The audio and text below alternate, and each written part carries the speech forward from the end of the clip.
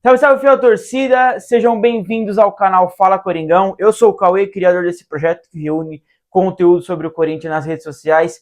E para quem não nos conhece, a gente começou com esse projeto no início do ano, né? Lá no mês de janeiro, com uma página no Twitter, Threads e Instagram, para reunir informações do Corinthians, trazer análises, opiniões, enfim. Agora, na volta do futebol brasileiro, nessa parada após a Copa do Mundo, a gente decidiu dar um novo passo no projeto. E lançamos o canal no YouTube, que era uma ideia desde o início, que a gente começou a desenhar a página. E chegamos no TikTok. Agora eu vou explicar como funciona a nova dinâmica aqui desse projeto. Agora no YouTube, a gente vai conter os vídeos de análises pós-jogos do Corinthians, tá? Então, todo pós-jogo do Corinthians será postado aqui no YouTube, com uma minutagem um pouco maior, com uma análise mais aprofundada. Claro, não vai ser um conteúdo tão extenso, mas vai ser maior do que a gente postava, por exemplo, no Instagram. Para quem não sabe, ou para quem não se lembra, a gente colocava análise dos jogos do Corinthians lá no Instagram, com uma minutagem muito curta. Né? Agora a gente vai conseguir falar mais calmo, aprofundar as análises, os debates. Estou muito empolgado, espero que vocês gostem. E agora, como é que fica o Instagram? Bom, o Instagram a gente vai começar a produzir alguns vídeos diferentes para lá, tá? Que vai envolver a participação da fiel torcida, de vocês. Tá? Então fiquem ligados que tem conteúdo bom vindo por aí. Eu tô bem ansioso para poder postar esses vídeos. E a gente vai ter também cortes, né, dos vídeos de pós-jogos sobre um determinado tema, enfim, para a gente aprofundar um debate sobre uma questão, por exemplo. Né? E agora uma outra novidade bacana é a nossa chegada ao TikTok, que vai ter a mesma funcionalidade dos vídeos do Instagram, tá? Então já segue a gente lá. Todas as nossas redes estão aqui na descrição. Segue a gente, acompanhe, porque cada plataforma tem um conteúdo diferente para você mergulhar nesse universo do Corinthians. Fechou? Vamos lá. Twitter e Threads. Vai continuar naquela mesma pegada que a gente fazia anteriormente desde o começo do ano. Tá? Postando notícias, acompanhando jogos em tempo real. Então já sugiro para vocês seguirem a gente lá. Fechou? Dito isso, rapaziada, eu espero que vocês venham comigo nessa nova fase do projeto. Para quem já está com a gente há algum tempo, para quem já conhece e para quem não conhece, embarque nessa. Venha conosco, tenho certeza que vocês vão gostar. E é isso. Vamos falar de Corinthians e Atlético Paranaense? Enfim, o Corinthians recebeu o Atlético Paranaense na noite de quinta-feira, lá na Neoquímica Arena, e um jogo truncado. Para mim, a gente pode definir esse jogo de Corinthians e Atlético Paranaense de dois tempos distintos, tá? Primeiro tempo foi um jogo sonolento, horroroso, né? Por quê? Os ataques não funcionaram. E aí entra o bom trabalho defensivo tanto do Corinthians quanto do Atlético Paranaense. Para mim, as duas defesas foram muito boas. E eu aqui parabenizo também a estratégia do Corinthians, porque soube anular o principal poderio ofensivo do Atlético Paranaense, que é a transição em velocidade. O Corinthians subiu as linhas, dificultou o jogo do Atlético, que ia ter que procurar os espaços, sair jogando, consequentemente buscar triangulações, tabelas, enfim. Não é muito a característica do Atlético. Então o Corinthians provocou uma dificuldade, foi bem interessante. Não teve muitas oportunidades no primeiro tempo, quem teve foi o Corinthians e uma bela cabeçada do Mateuzinho, por sinal, mas enfim, não acabou acontecendo. Aí o segundo tempo, rapaziada, o jogo descompensou, né? Ficou uma partida completamente truncada, recheada de faltas, brigas, confusões. O jogo ficou muito nervoso, tanto para um lado quanto para o outro. E isso dá-se muito por conta da péssima arbitragem do nosso querido Paulo Zanovelli. Esse árbitro é horroroso, com todo respeito a ele, mas ele é um árbitro fraco. Ele não tem pulso para poder comandar um jogo de Série A. Isso não é porque é o Corinthians. Você assiste o jogo que tem o Paulo Zanovelli apitando. Todo jogo é ruim desse jeito. É um árbitro que não sabe controlar o jogo, sem critério. Uma falta ele dá, outra falta ele não dá. Cartão também sem critério. E aí você vai deixando os jogadores mais nervosos. A gente sabe que a cultura do futebol brasileiro, os jogadores eles gostam também de crescer para cima do árbitro. Mas quando você mostra que não tem o controle da partida, aí que piora tudo. Não é mesmo? Então o jogo ficou horrível no segundo tempo, muito por conta dele. Tá? E rapaziada, assim, quando eu vi que o Corinthians estava com uma escalação mista, eu já mudei um pouco minha perspectiva do jogo. Eu achava que o Corinthians ia com o time titular, talvez, né? Apesar das notícias estavam dando que o Diniz iria fazer um mistão.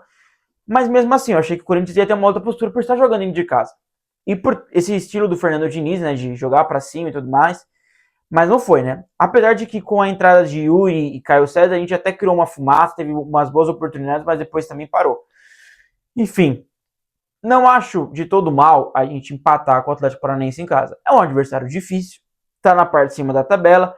Não acho que o Corinthians abriu mão de 3 pontos. Eu concordo muito com a ideia do Diniz de poupar jogadores, controlar a minutagem, né, o famoso controle de carga. A gente viu que era importante porque o Yuri se machucou, né? O Yuri não era nem para ter entrado, entrou e machucou. Então, como a gente vai criticar a decisão do Diniz? Eu super concordo com ele. Mas aí, ao mesmo tempo, eu questiono. Se a ideia era preservar, por que arriscou e colocou? Porque esse é um jogo de intensidade, um jogo muito físico. É uma característica muito forte desse time do Atlético, que ia exigir muito de quem jogasse. Não entendi. Mas, enfim. Agora, rapaziada, a gente tem 2 jogos com o Internacional, né? Pela ida e volta das oitavas da Copa do Brasil. E a gente não vai ter o nosso camisa 9. Porque se machucou, pelo sinal que o Yuri fez ali na transmissão, acho que ele estourou, né? A coxa é muito preocupante mesmo, ele saiu chorando muito de campo.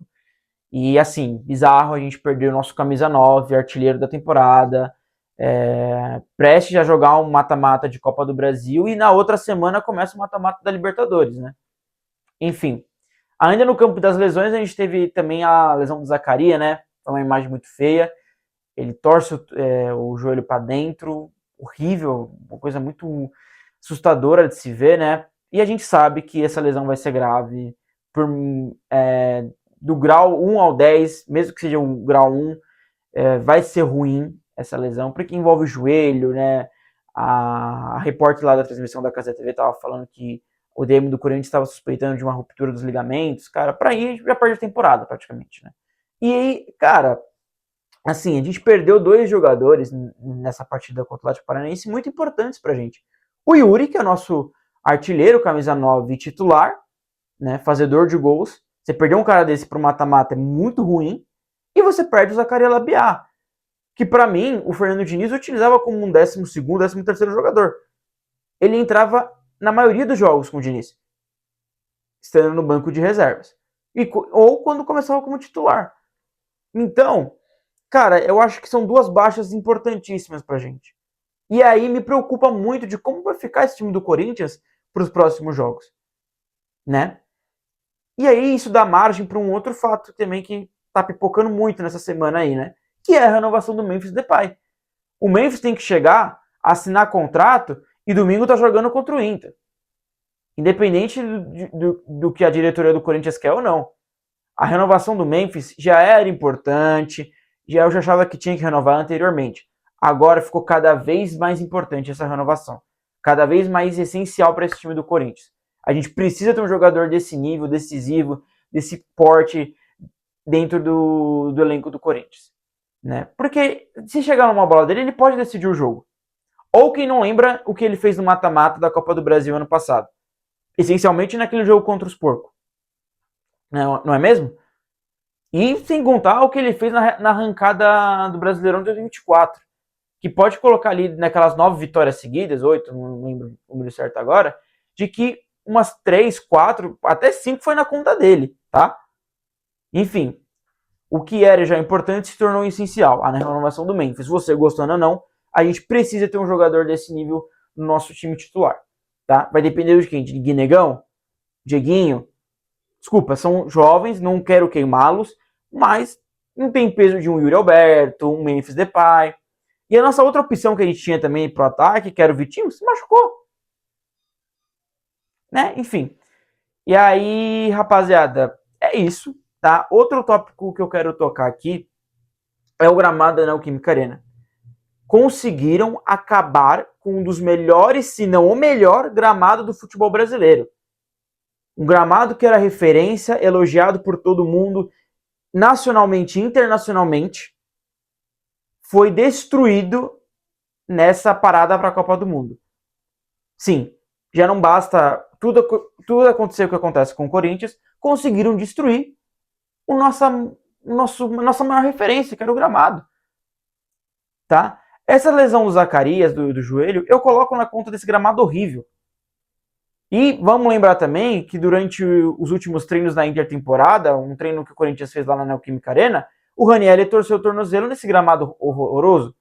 E as informações que a gente tem de bastidores é que os jogadores não estão gostando do gramado.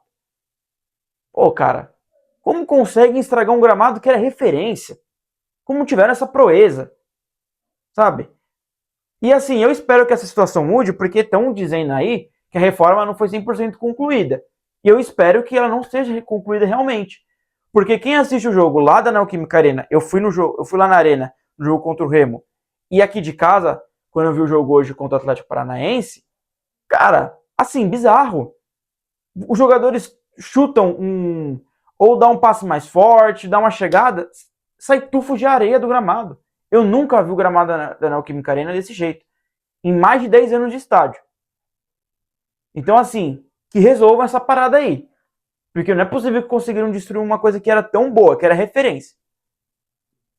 Enfim. É isso, rapaziada. Deixe sua opinião nos comentários, o que você achou da partida desta quinta-feira. Como estão as expectativas aí também para o mata-mata da Copa do Brasil, que está vindo por aí. Nossos próximos 2 jogos é contra o Inter pela essa fase da competição. E é isso. Deixa o like no vídeo, se inscreva no canal, siga a gente também nas outras redes sociais, será um prazer recebê-lo. E quem já está com a gente, meu muito obrigado e vamos juntos nessa nova fase. Fechou? Tamo junto, é nóis, viva Corinthians!